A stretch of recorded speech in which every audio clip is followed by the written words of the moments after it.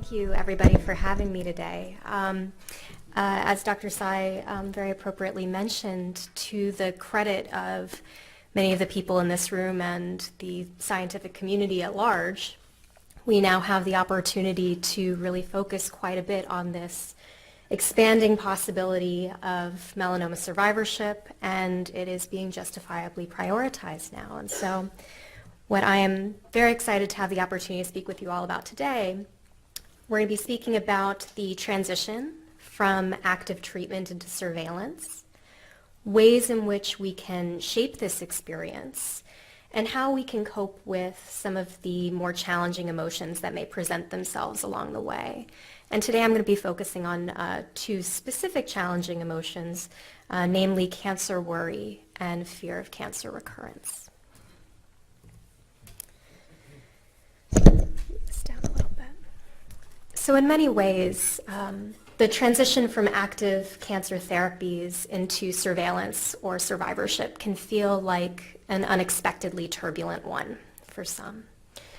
During many active cancer therapies, it can feel in some ways as though we're a boat in a very narrow channel. There's a clear tide that guides our journey, and there's a great deal of scaffolding and structure around the process. This can be somewhat constricting at times, needing to attend many consecutive doctor's appointments, traveling to different sites for care. But it can also be oddly comforting. And then when we finish a prescribed course of active treatment, it can feel, for some, as though our boat is then suddenly released into a much wider body of water. And while at first this can feel welcomely liberating, no longer needing to attend as many doctor's visits or travel for care, being able to steer the boat to activities that may have previously felt restricted during certain kinds of treatment, it can also feel somewhat untethering. We no longer have the same structure of an intensive treatment protocol or the comforting eyes of our trusted providers on us as regularly. And so now we're left to decide how and where to steer the ship and how to keep it on our desired path to health. So how do we steer the ship? This is perhaps a very oversimplified way of looking at it, but I think it's very important for us first to zero in on what elements of the survivorship experience around which we may assert a sense of control or influence.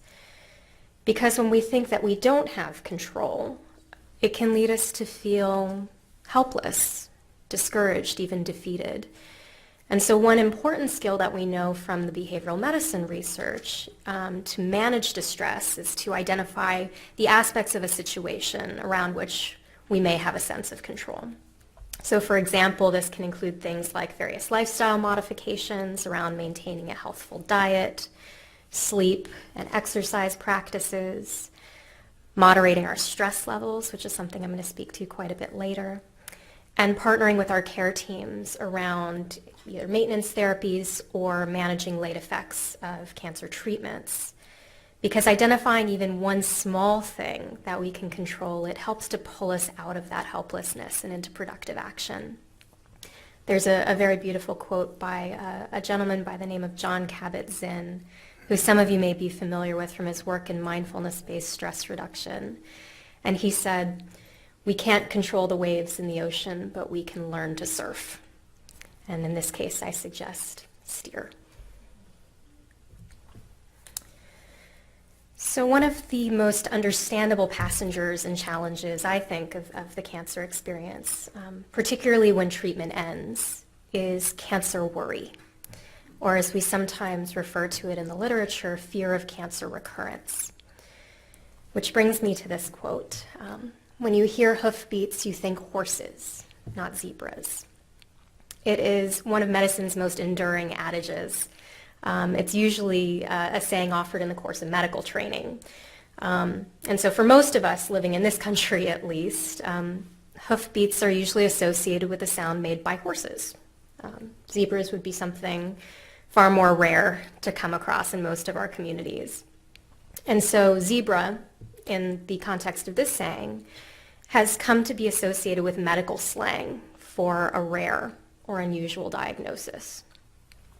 But we can also think of it as the way in which our own minds monitor for and appreciate potential threats to our health.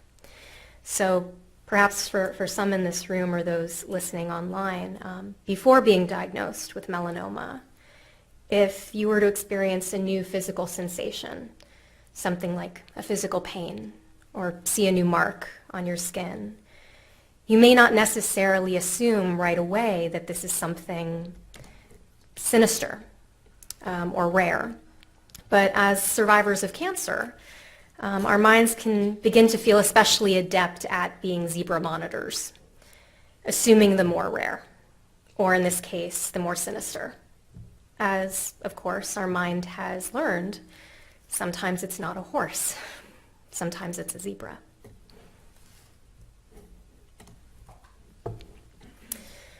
So we have evolved over countless generations a mind that is ever vigilant for threats on the horizon. This very primitive hardwiring, it's something that kept our earliest ancestors safe from potential predators or hazards in our early and unpredictable and oftentimes dangerous environments. It kept our ancestors alive and able to pass along their genetic material to the generations that followed. So it's all really hardwired into us at this point. And it's incredibly adaptive, in fact, that we've evolved a mind so focused on keeping us safe and protecting us from harm. But this can feel even more sensitized after something is threatening as a cancer diagnosis. So vigilance around potential threats, or in this context at least, worry about cancer or worry about cancer returning after our minds have so intimately learned that it could be a threat is perfectly normal. But it can, for some, start to feel overwhelming and intrusive at times. So I borrowed this little guy from Pixar's movie Inside Out. Those of you may be familiar with it. And we know that we need fear to help keep us healthy and safe.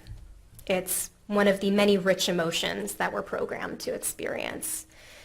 But we do, however, want to learn how to partner with it most adaptively and effectively so that fear doesn't end up sort of driving the bus all the time or taking us out of our lives in meaningful ways.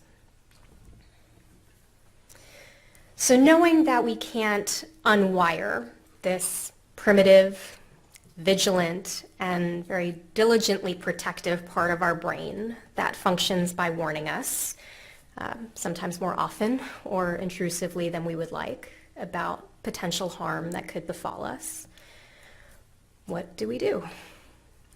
So there are a few ways that we can cope with this cancer worry or fear of cancer recurrence, and I'd like to discuss each of these just briefly in turn with you all this morning. So the first sort of category that I'd like to speak to is this idea of practicing techniques that we call mindfulness or diffusion from worrisome thoughts. Knowing that our task is not to stop our thoughts, but to help ensure that our thoughts don't stop us from living a life that we value. And this notion comes from a scientifically based framework, something called acceptance and commitment therapy, which is abbreviated ACT. Which some of you may be familiar with. The main goals of acceptance and commitment therapy are to help us to accept what may be outside of our personal control, to clarify what is truly important and meaningful to us, which is something within our control, and to commit to taking action that enriches our lives in meaningful ways, also something that is within our control. So in mindfulness and diffusion, our aim is to try to shift our perspective a bit, to be an observer of our thoughts as they occur in the present moment, without necessarily needing to change them or judge them. And what this does is it allows us to no longer feel blinded or suffocated by our thoughts, including those of fear or uncertainty. Another way of thinking about this is that it's a way of looking at our thoughts rather than from them or through them. So for example, saying to ourselves, I'm noticing that I'm having this thought, that. Another way that we can think a little bit about this, and this comes from the acceptance and commitment therapy literature, is to picture our thoughts a little bit like sales representatives. Some, as you guys might be familiar with, can be quite persistent. So you can kind of imagine the telemarketer that keeps calling, interrupting you when you're trying to go about your daily business. And no matter how many times you ask, beg, negotiate to try to be taken off their call list, they just keep popping up, right? Perhaps even becoming more insistent when you try to evade their advances. And perhaps some of these thoughts, after going through treatment for melanoma, may have some sort of common message, unsettling ones, perhaps, about the future and what that might hold. And sometimes because of this, we can find ourselves spending more and more of our precious time and energy just trying to dodge them. And you might even be able to think of examples in your own life when your efforts to try to not think about something that felt frightening or uncomfortable took you out of your life in meaningful ways. Maybe it meant not having conversations with certain people or not going to certain social events where something like that might come up. And so maybe what I propose gently and respectfully today is that we do have the option to make an active choice, to simply let them call. And we can listen to what they have to say and then let them go. And remember that we don't, or that they don't, get to decide, no matter how many times they call, what we invest in. And so by practicing this, what we can do is begin to hone a willingness to allow our thoughts and feelings to come and go, to know that we can be the watcher or the observer of these thoughts and feelings without needing to change them, judge them, interfere with them, or even allow them to dictate our choices and our actions. And so as we aim to make this intention that we're speaking about now, to allow our thoughts to be our thoughts, we must also endeavor to move into what nourishes us and gives us purpose. We call that our personal values. And values, all they are, they're activities that we care about and that give our lives meaning. They allow us to make personal choices based upon directions in which we'd like our lives to go. And the interesting thing about our values is that they are incredibly dynamic, and they're shaped over time by our experiences. And so perhaps over the course of our talks this morning, some of you might have been kind of marinating on how your values and priorities have shifted in light of your journey with melanoma. And we have to keep in mind that these values, because of the fact that they're shaped by our experiences, they're really subjective. And so what might be a core value to one person in this room might be very different from the person sitting to your right or your left, because we choose our values freely. And when we do, we're able to move our lives forward in meaningful directions, even in the face of difficult or uncertain or even painful experiences, like a cancer diagnosis. So these up here are just some domains in which our core values can manifest. And so what I invite you to think about now, and perhaps over the course of the morning and the afternoon, is what values are resonating with you most at this time, where you find yourself in your personal cancer journey. Perhaps you can be thinking about, how do you want to show up in the world? With your friends, with your family, and in your community? What kinds of relationships with friends, with family, with your partner or children would you like to be nourishing and cultivating? How would you like to grow as a person? Or what would you like to learn more about? What kind of work is valuable to you? Because when we reflect on these values and we move towards them in meaningful ways, it allows us to stay tethered to the meaning and purpose that feels so existentially necessary through this process. I mean, ultimately, this is why people have treatment, right? It's to be able to connect with the things that matter most to them.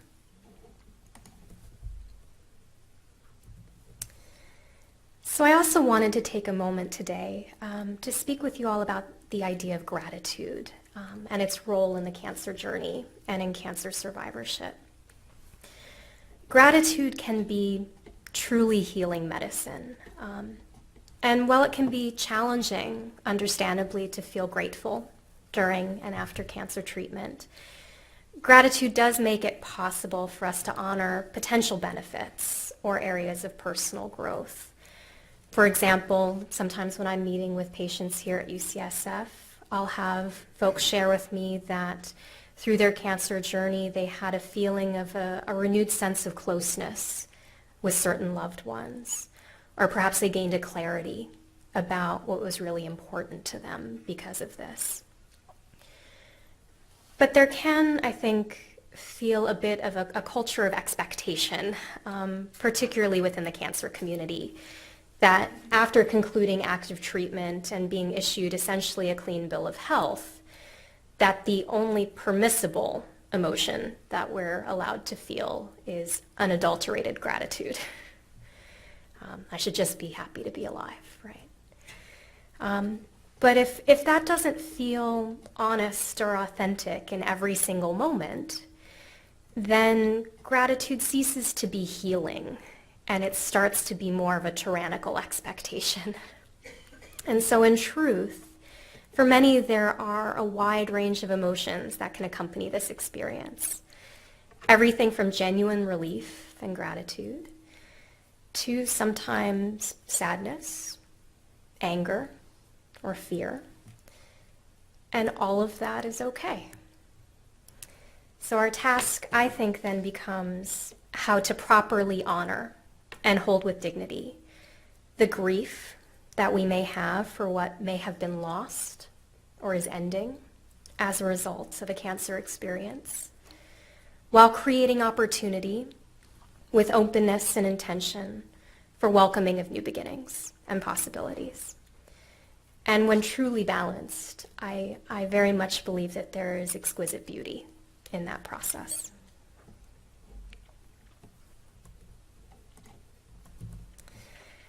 So this idea of the importance of social support in coping with cancer and cancer survivorship, I imagine, is not a novel one for many in this room. But there are different kinds of support that are likely to be of value on this journey.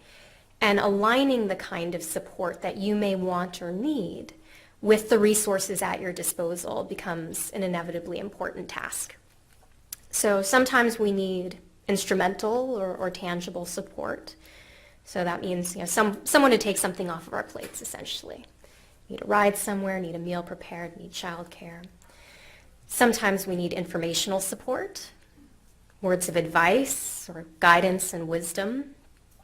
And sometimes we need emotional support, empathic and non-judgmental listening and understanding, a willingness on the part of another to bear witness to a hardship that we're experiencing, even if they're not changing it or fixing it or removing it in any way.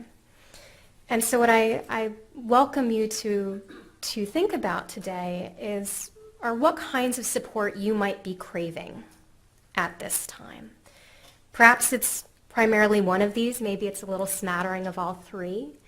But who in your life is both willing and equipped to provide this, knowing that it could be a shifting constellation of needs?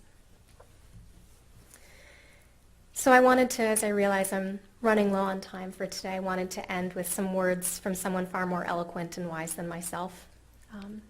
My mission in life is not merely to survive, but to thrive, and to do so with some passion, some compassion, some humor, and some style. I thank everybody for your time.